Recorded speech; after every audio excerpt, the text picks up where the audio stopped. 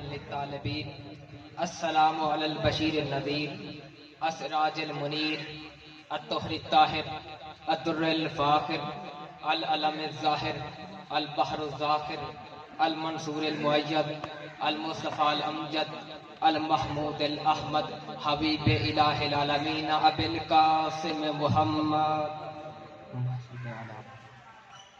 یہ شعبان کا مہینہ ہے۔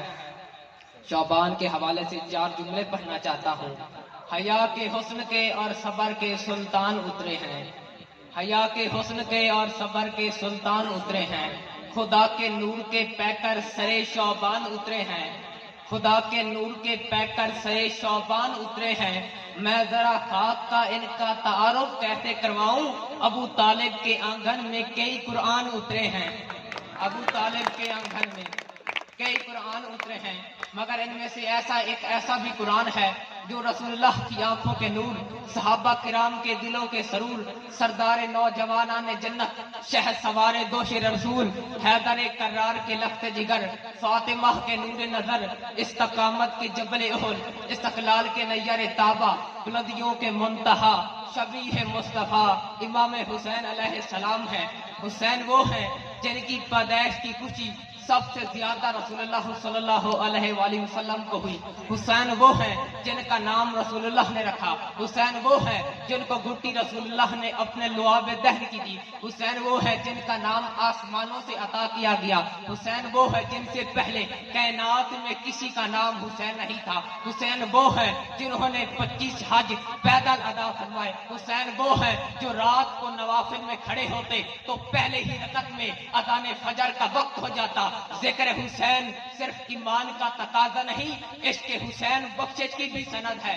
حدیث نبی ہے، ان الحسین مصباح الہدی و سفینۃ النجات، یقیناً حسین ہدایت کے چراغ اور نجات کی کشتی ہے۔ معین الدین چشتی فرماتے ہیں امام حسین کے بارے میں، امام حسین کی مزار پر کہتے ہیں شاہ است حسین، شاہ است حسین، بادشاہ است حسین، شاہ بھی حسین ہے، بادشاہ بھی حسین ہے، دین است حسین، دین پناہ است حسین، دین بھی حسین ہے، دین کی پناہ بھی حسین ہے۔ سر داد نہ داد، دست در دست یزید، سر دے دیا لیکن یزید کی بیعت قبول نہ کی، حقا کے بنا لا الہ است حسین۔ حقیقت تو یہ ہے کہ لا الہ کی بنیاد بھی حسین ہے۔ ہمارے بچوں کے رکھے ہوئے نام برائے نام ہوتے ہیں، کیونکہ جب ہم اپنے بچوں کے نام رکھتے ہیں تو ہماری نگاہ مستقبل پر نہیں ہوتی، کیونکہ ہم علم غیب نہیں رکھتے، مگر آل محمد کے گھرانے کے ساتھ ایسا نہیں ہے۔ خدا جس کو جس نام کے لائق سمجھتا ہے اس کو وہی نام عطا کر دیتا ہے، جسے قریب کے زیادہ لائق سمجھا اسے محمد کہہ دیا، جہاں بلندی نظر آئی اسے علی کہہ دیا، جہاں کوئی اور نمونہ نظر نہ آیا اسے فاطمہ کہہ دیا، جہاں حسن نظر آیا اسے حسن کہہ دیا، جہاں یہ سب کچھ اکٹھا نظر آیا اسے حسین کہہ دیا، جہاں یہ سب کچھ اکٹھا نظر آیا اسے حسین کہہ دیا۔ حسین، یہ دنیا خطرناک حد تک ظالم ہوتی ہے مگر حسین خطرناک حد تک کریم ہے۔ حسین کو ماننے کے لیے شیعہ ہونا ضروری نہیں، حسین کو ماننے کے لیے سنی ہونا ضروری نہیں، حسین کو ماننے کے لیے مسلمان ہونا ضروری نہیں۔ رسول سے کسی نے کہا تھا علی اور حسین کی محبت میں فرق کیا ہے، رسول نے کہا علی کی محبت کے لیے مومن ہونا ضروری ہے، حسین کی محبت کے لیے انسان ہونا ضروری ہے۔ ایک ہندو شاعر لکھتا ہے، ایک ادنا سا بندہ ہوں کچھ صاحب توقیر نہیں، تقریر میری بھی قابل تحریر نہیں، کہتا ہے پاکستانی ملاؤں سے اتنی گزارش ہے، ہندو ہوں مگر دشمن شبیر نہیں۔ قرآن کی آیت ہے لا یملکون الشفاعۃ الا من اتخذ عند الرحمن عہدا، نہیں ہے کوئی مالک شفاعت مگر وہ ہے جس نے رحمان سے وعدہ لیا۔ یہ وعدہ بتا رہا ہے کوئی معاہدہ ہوا عالم ارواح جس میں ایک تخت ہے, تخت کے اوپر تاج ہے, تاج کا نام تاج شفاعت ہے, ساتھ ایک شریعت نامہ پڑا ہے. آواز قدرت آئی, کون ہے جو اس شریعت ناموں کو پڑھ کر میرے ساتھ معاہدہ کرے؟ کون ہے جو اس تاج کو اپنے سر پر سجانا چاہتا ہے؟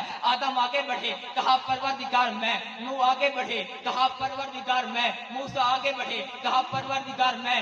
ابراہیم آگے بڑھے, کہا پروردگار میں. عیسیٰ آگے بڑھے, کہا پروردگار میں. آواز پروردگار آئی, پہنے شوق سے پہنے گا وہ جو میرے ساتھ معاہدہ کرے گا, جو اس شریعت ناموں پر دستخط کرے گا. آدم آگے بڑھے, شریعت نامہ پڑھا, شریعت نامہ مشکل تھا, پیچھے پلٹ گئے. موسیٰ آگے بڑھے, شریعت نامہ پڑھا, شریعت نامہ مشکل تھا, پیچھے پلٹ گئے. عیسیٰ آگے بڑھے, شریعت نامہ پڑھا, شریعت نامہ مشکل تھا, پیچھے